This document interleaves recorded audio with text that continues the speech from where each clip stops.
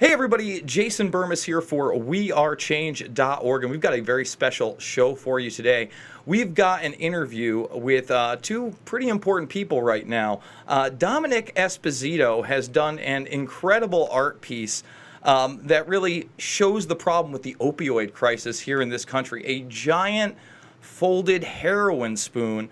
Some people are reporting it's 500 pounds, 600 pounds, up to 800 pounds. We'll find out from the artist himself.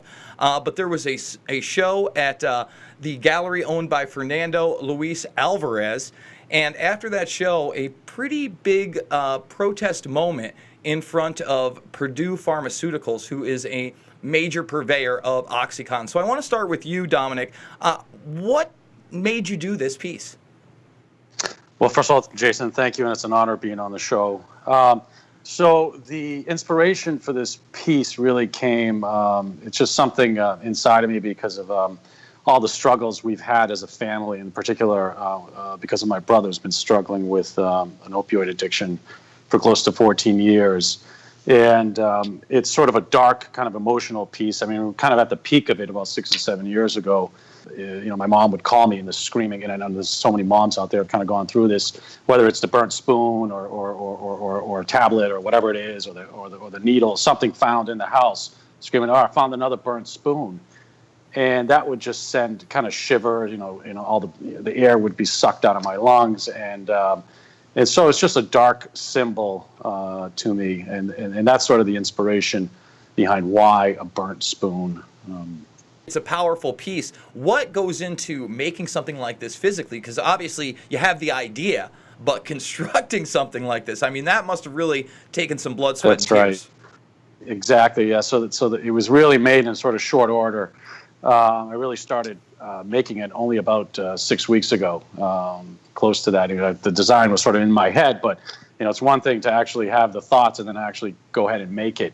And I didn't have a lot of heavy, equipment and machinery, nor I wanted to really kind of use kind of a lot of kind of old school techniques and a lot of physics and bending, thick material. So it was a lot of grinding, a lot of welding, a lot of grinding, more welding, and I was working, 60 hours shifts. My family was kind of camped out in my studio, making this thing. And back to your question about the weight. So it's about 800 pounds. I know there's been so much press about, is it 500, 600? It's 800 pounds. So, wow. So, all right, you have the piece, and then Fernando, you put on a gallery that highlighted the opioid crisis. Why don't you tell us about that and how that was kind of a run-up to what you ended up doing? Right. Well, the gallery's mission statement since we opened in 2009 has been to build artists' careers from the doors in and community from the doors out. So this was right in line. Doing the opiate Express Yourself show was right in line with what was happening up in Boston, the Boston area, where Domenic was already thinking of doing his spoon and whatnot. And so it was perfect timing when we met 3 months ago through, mutual friends. And we just kicked it off. I mean, the right artist was in front of me from every angle. We have our own proprietary model on how to select an artist because it's very expensive and time consuming to grow a career. And this individual was just on all angles that we look at an artist to represent him, from the creative, the story, and other characteristics that we look in the individual. They were all there. And then, of course, the spoon is just a phenomenal idea. And then, so we were just we were just for each other, and that culminating moment made it happen. And if we had not been for each other, this would not be happening right now. I mean, we're just so alike in so many ways, the way we think, the way we execute on everything. So, with that in mind, the gallery went on and created a strategy to include him within the show. And that strategy included what we're doing now, which is going after, the first culprit of one of the first culprits of the opioid epidemic, Purdue Pharma, which is blocks away from my gallery in only 120,000 people city. But, that didn't intimidate me. We went for it because this is an important cause. As you heard, Domenic, the story behind this was, hearing his mom calling for the spoon every time she found one. And his brother, a beautiful individual, addicted to this. Started with opiates. So this is an important matter. In his case, it's just one of tens of thousands and one of hundreds that we have been hearing about. And we were not wrong. I mean, we need to really focus the issue here on accountability, responsible accountability. Fines do not work historically. We've known that. That's why epidemics continue to happen. And that has to change. People have to go to jail. People have to be convicted. The Justice Department needs to jump on this and investigate not just doctors or irresponsible actors at the lower level, but also at the very, very top. So this is an important matter for us. And we have the strategy to continue to proceed and go after through the spoon as it becomes the symbol of accountability.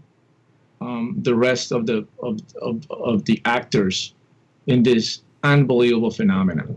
I mean, it's just every day I just cannot believe that this is happening in our country.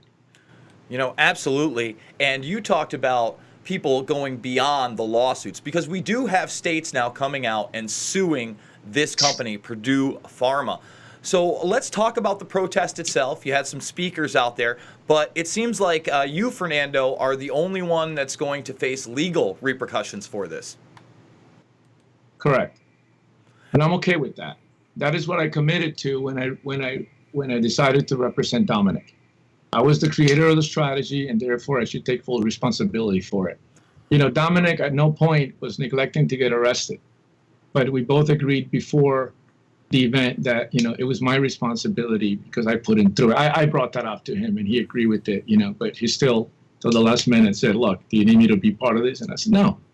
When I'm in, I'm all in. And not only represented my artists, I'm notorious for being all in for them and fighting for them because I really do understand the heroic work that artists do to society, to cultural equity, but also with our model, building community. So that's why I decided to be the one who be responsible for all the charges. And to be clear, this is a felony charge you're facing, I understand? No, what happened was one of the reporters early on who was there, we were negotiating back and forth with the police department. They wanted me to remove, I took responsibility, so the conversation was with me, and they wanted me to remove the spoon. And I just kept telling them this is not going to happen. I'm not going to do it. No matter what, I'm not going to do it. This is too important. And we don't do, what kind of message are we going to send out there? No, I'm just not going to do it. Do what you have to do, It's not that we wanted to get arrested. We didn't want it to remove it. We wanted the city or Purdue Pharma or the police department to remove the sculpture. So at one point in the negotiating back and forth, one of the charges that they mentioned I could get was a felony, but it wasn't a felony. It was obstruction of free passage. Is that what it is? Yes, I believe so. Exactly. That's that. This isn't really a right or left issue.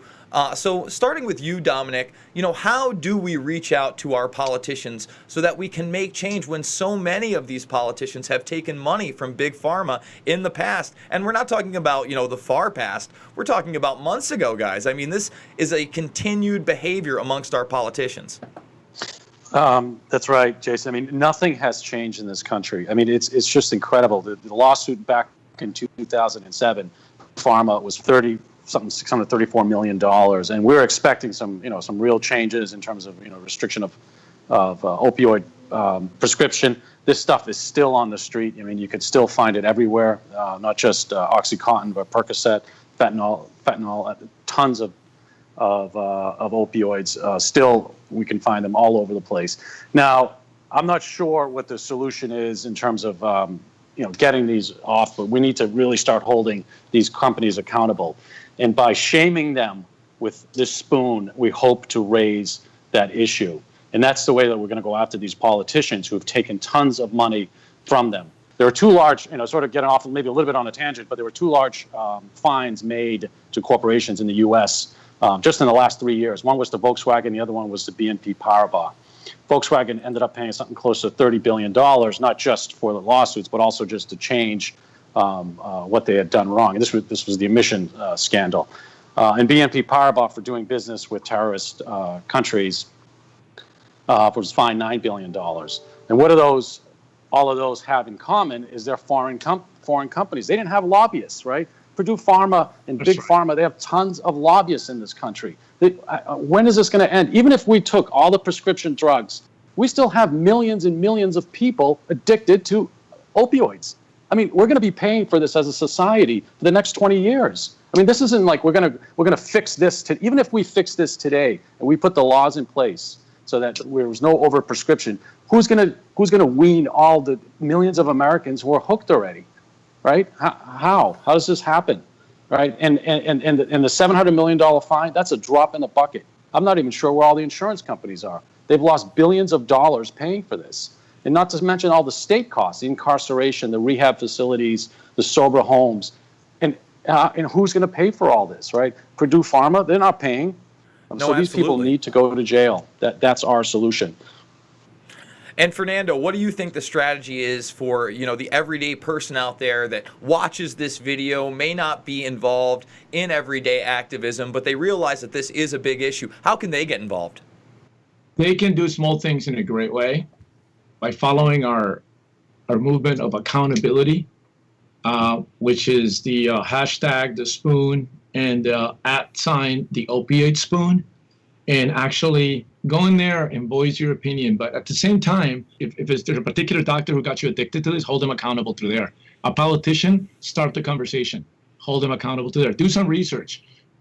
Find out who were the politicians that passed laws or pushed for laws that took away power from the DEA to actually punish these people and arrest them. As the epidemic grew and thousands of Americans were being massacred with this drug, because that's exactly what it does. So that is pretty much how you can actually do small things in a great way, support this movement, go there and out these people, put their names there, do your research, and start the conversation through the hashtag the spoon or at the opioid spoon. Those are great platforms. We've seen them happen, taken them off before, and we believe that that is our goal. Accountability. We're going to go. We're not done. We have a lot to go. This is just the beginning. We're not letting the hype and the media taint our intentions or get us any bit emotional about this. We have a goal, and we're not going to give up anytime soon. We will follow what decisions Congress and the Senate will make, which is where it all begins, the lobbyists they're working with, and we will follow thoroughly what punishments or laws they're putting in place to put these people behind bars. Fines is not enough. Okay, if they make 40 billion or 20 or 30 billion, it's not. How good is it if they pay $1 billion or $2 billion? Even if they make 2 billion, if they pay $1 billion, they still have $1 billion they profit. So what that does to society is that the new generation looks at that. It creates a vicious circle. They're like, okay, great. I can go on and do something this big and be a billionaire and still pay another billion or two or whatever, and I still keep a lot of money for myself. After a certain amount of money in life, you don't need anymore. Okay? So there's a lot of money that these people are keeping. They can still pay their fines. That is not enough. And I like to praise one state, I believe it was Massachusetts, that have put together a lawsuit that makes sense. They're going after the board members, and they're going after the family owner of Purdue Pharma, the Sackler family. That is a lawsuit, and we will follow that as well. And we will lobby for that in a small but great way through our movement. And that is the kind of cities and states that are setting the example forward. Now, let's make sure that they do stick with that. Let's make sure they stick with that. Once we put some of these people behind bars, not just the doctors or the people in the lower end, even scientists. I mean, the Justice Department needs to get involved. Tens of thousands of Americans have been massacred and their families have been destroyed. It completely changes a family when you have somebody addicted to a pill that's legal. There's 10 10 times or I don't know how many times more addicting than heroin. Okay, and yet it's legal. Okay, and it destroys the families. So separately to that, but similar. There's some study that I read that most parents who have an autistic child end up getting divorced. I believe the ratio is like 80%. Okay, that's autism. Imagine a drug addict. It completely destroys the family, completely. Because once their brain is rewired with this drug that this company created, it's almost impossible to get out of it. Okay, it's almost impossible to get out of it. So fines is not enough. Bottom line, we have to hold these people accountable and put them behind bars. And I think this is the decade to do so, the century to do it, and it's going to happen. We're very confident. We're not giving up on this fight, and we will continue to fight. It's right in line with my gallery, mission. It's right in line with the values in what Domenic has been raised under, and also what he has experienced. I personally have not experienced anybody yet in my family or a friend, thank God. But people are people. People are people, and tens of thousands have been killed. Well, I couldn't agree with you guys more. I want to thank you so much for your time. We're going to be following up on your story. We're obviously following up on the Massachusetts lawsuit. Like you said, that does make sense. Holding people accountable. Is there anything you guys want to close with?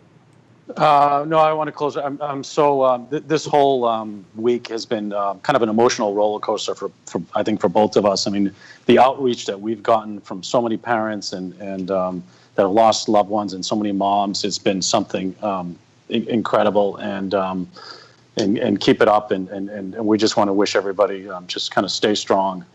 All right, thank you, gentlemen, so much.